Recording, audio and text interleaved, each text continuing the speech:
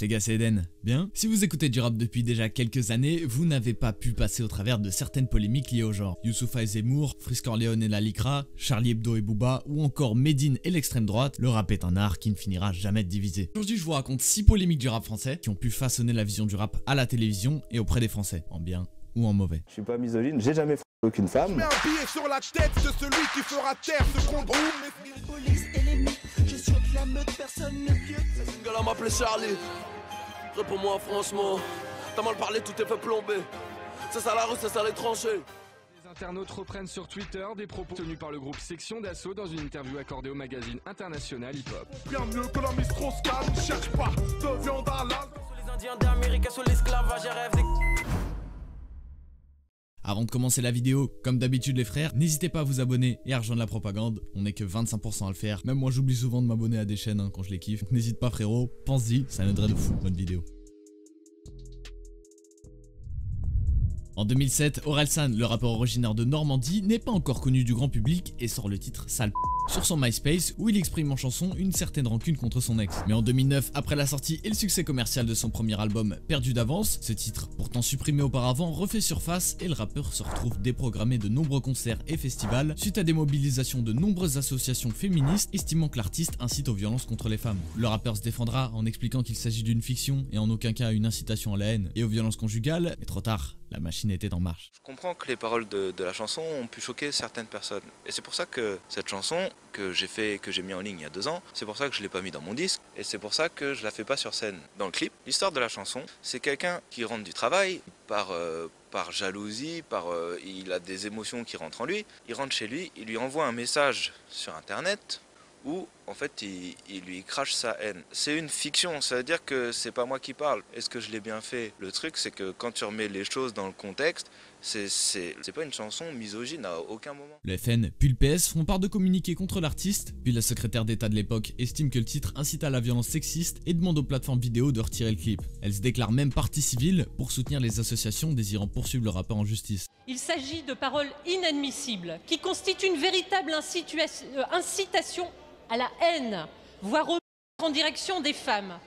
J'hésite à vous en citer des passages tellement c'est effrayant. Après de nombreuses déprogrammations en festival et annulations de concerts, le rappeur sera condamné en première instance à 1000 € d'amende avec sursis pour injure et provocation à la violence à l'égard des femmes avant d'être relaxé une première fois en appel en 2014. Il le sera définitivement en 2015 par la Cour de cassation. Entendu dire, moi je suis pas sexiste. Ouais, mais bien sûr, tout le monde le sait que je suis pas sexiste, mais je vais pas le répéter 1 milliard de fois, c'est pour ça maintenant je préfère ne même plus en parler, et puis voilà, on verra le verdict du tribunal.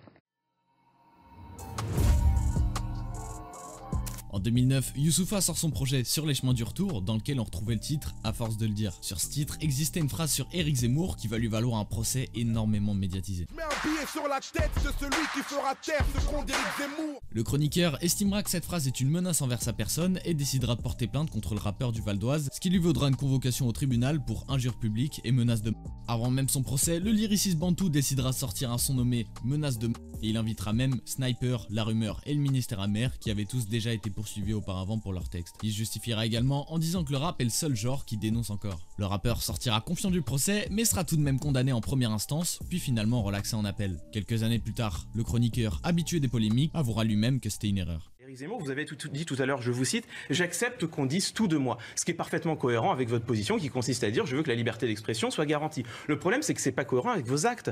Parce que je vous rappelle quand même, monsieur Zemmour, qu'en 2009, vous avez porté plainte contre un rappeur, Youssoupha, parce qu'il vous avait invectivé. Dans un texte qui est un texte littéraire, qui est un texte artistique, qui n'est même pas un texte politique. Vous pouvez déconsidérer le rap, c'est comme vous voulez, mais le fait est que c'est un texte littéraire. Si vraiment vous acceptiez qu'on dise tout de vous, si vraiment vous chérissiez cette liberté d'expression, vous n'auriez jamais porté plainte. Donc finalement, la liberté d'expression, ok, tant que c'est la vôtre. Par contre, quand c'est celle des autres, là, elle vous pose problème. Alors, je vais vous dire. Vous touchez un point très juste. À l'époque, il y avait beaucoup de polémiques autour de moi. Mes enfants étaient pas très mal. Ma femme était pas très bien, pardon. Oui. Ma femme et mon avocat m'ont conseillé de porter plainte. Je vais vous dire aujourd'hui, je le regrette.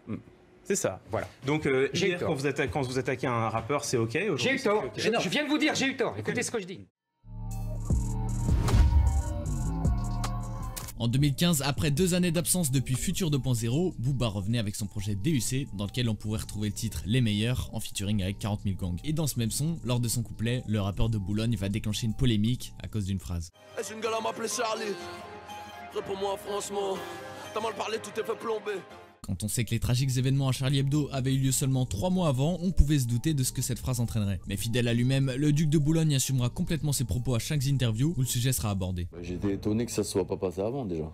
Parce que c'est pas la première fois qu'ils avaient fait des représentations du prophète, etc. Et quand j'ai vu ça, je me suis dit, ah, ça va peut-être pas leur plaire. Je cautionne ni l'un ni l'autre. Mais je comprends les deux parties. Ils savent à qui ils ont affaire, les mecs. Ils s'attaquent à l'islam, ils savent très bien comment les mecs fonctionnent. Ils ont pris le risque de continuer à les attaquer. Quand on joue avec le feu, on se brûle. À la suite de cela, s'en suivront des réponses de membres du magazine, d'abord via les médias, puis ensuite via leur spécialité, c'est-à-dire en dessin. Mais tout ça, c'était bien évidemment sans compter le côté têtu de Booba, qui leur répondra, également en dessin. Malgré la polémique et une plainte du syndicat Police Alliance pour apologie du... le duc ne sera jamais inquiété pour ses paroles. En 2010, le célèbre groupe du 75, composé de Gims, Black M, JRO Chrome, Barakadama, Lefa et Maska, était au sommet des charts grâce à leur premier album L'école des points vitaux et surtout leur tube Désolé. Mais tout était trop beau et une interview datant de 3 mois refait surface, et plus précisément Lefa tiennent des propos plus qu'explicites sur l'homosexualité. Parce que, en relisant vraiment la définition de ce mot, je me suis aperçu que c'était vraiment la haine et l'hostilité, l'agressivité envers les homosexuels. C'est un mot que je maîtrisais pas, donc je m'excuse auprès de tous les gens que j'ai pu blesser, choquer. Il fera donc un communiqué pour s'excuser, mais c'était trop tard. Les radios sont mises à les boycotter et les festivals à les déprogrammer. Malgré leurs excuses qui ne suffisent pas, Barakadama accusera sur Twitter la journaliste qui les avait interviewés et dévoilé leurs propos d'avoir menti, ce qui vaudra une attaque en justice pour diffamation et une condamnation à 6 000 € d'amende. Tout finira bien puisque le groupe parviendra à sortir de la tempête en signant des accords avec des associations LGBT et en allant faire des concerts dont les bénéfices seront renversés à des associations luttant contre la discrimination et l'homophobie. Il n'y a pas de petite ou de grande discrimination. La discrimination, c'est non, un peu c'est tout. Yeah. Ok, l'Élysée Mouma.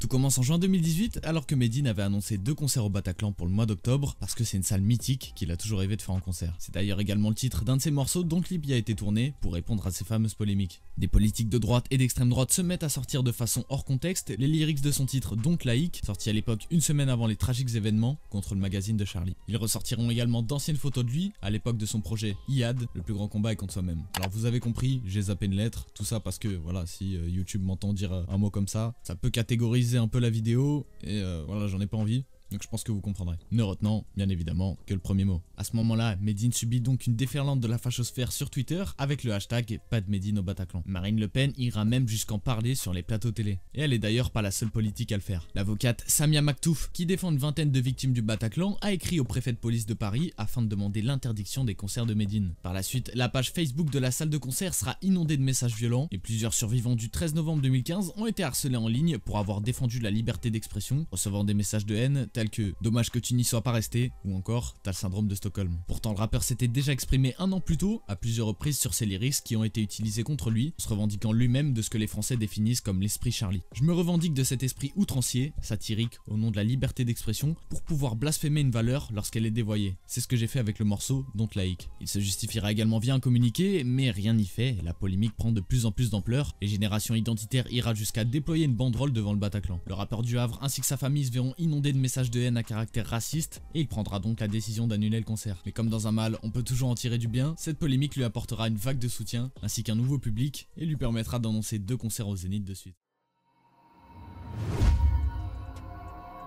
Avant même le début de la polémique, les problèmes avaient commencé avec la Fnac qui refusait de vendre le CD. Tout commence le 11 septembre lorsque le rappeur du 93 dévoile le titre hors ligne avec dedans la phrase chacun pouvant interpréter à sa façon ce qui se cache derrière la censure, mais il n'en faudra pas moins à la LICRA pour récupérer cet extrait ainsi que d'autres et les assembler dans une vidéo qu'ils posteront sur les réseaux sociaux en accusant le rappeur d'antisémitisme. Ça entraînera également une réaction du ministre de l'Intérieur, Gérald Darmanin, qui déclarera mettre les moyens en œuvre pour une attaque en justice. La ministre de la Culture, Roselyne Bachelot, fera également une déclaration à l'Assemblée sur le rappeur, lui reconnaissant tout de même un certain talent indéniable. Le rappeur Freeze Corleone, de son nom Issa Lorenzo Diacate, un talent indéniable. De l'autre côté, le rappeur pourra compter sur le soutien d'énormément de ses pairs, notamment Dossé, Shai, Weshden, Feneux, Koba, Kalash Krimi ou encore Barakadama, mais cela ne suffira pas et Universal, avec qui il était lié pour la distribution de son album, décidera de cesser toute collaboration avec l'artiste. Freeze réagira et le prendra plutôt bien. Au final, aucune poursuite contre lui n'aboutira et cela lui permettra de faire un excellent score de première semaine, grâce, entre autres, à toute cette lumière mise sur lui, malgré des mauvaises raisons. Ça n'empêchera pas l'album d'atteindre les 100 000 ventes, c'est-à-dire le seuil de vente à faire pour être certifié platine. Mais bon, tout ça on pourra en parler, par exemple, je sais pas moi, dans une LZ Stories à son sujet la semaine prochaine, non? Dites-moi en commentaire, ça vous chauffe, moi je suis chaud. En bref, merci d'avoir témé la vidéo mon frérot, n'hésite pas à rejoindre la propagande, pour ça, abonne-toi et like, on est que 25% à le faire, donc ça aide de fou. Oublie pas que selon la légende, si tu likes, tu vas retrouver demain 6 millions en petites coupures dans ta boîte aux lettres, donc à ta place, je likerai sans hésiter. Enfin en vrai, j'attendrai même pas parce que vu la bête de vidéo que je viens de regarder, j'aurai like direct à ta place. Mais en commentaire si t'es chaud pour l'épisode des LZ Stories sur Freeze, si je vois que vous êtes chaud, rendez-vous samedi, bonne soirée ou bonne journée les refs, ciao.